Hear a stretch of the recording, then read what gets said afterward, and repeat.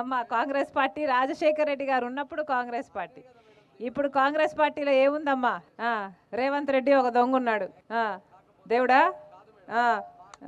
మరి రాజశేఖర్ రెడ్డి గారిని ఎక్కడ గౌరవిస్తున్నారమ్మా? కాంగ్రెస్ పార్టీ రాజశేఖర్ రెడ్డి గారిని ఒక దొంగలాగా ఎఫ్ఐఆర్ లో చేర్చింది కాంగ్రెస్ పార్టీ. ఆయన పేరుని 30 సంవత్సరాలు సేవ చేసుకుని రాజశేఖర్ రెడ్డి గారి బ్రతికున్నంత కాలం ఇంద్రుడు చంద్రుడు అని పోగిరాడే.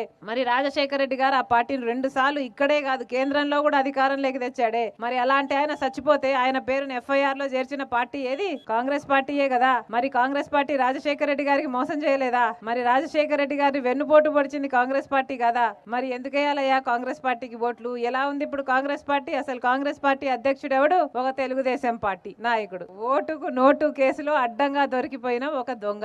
నడపండి అమ్మా, నడపండి. వైఎస్ఆర్ తెలంగాణ పార్టీలోకి మీలాంటి వాళ్ళకి ఎప్పటికైనా అవకాశం ఓపెనే ఉంది.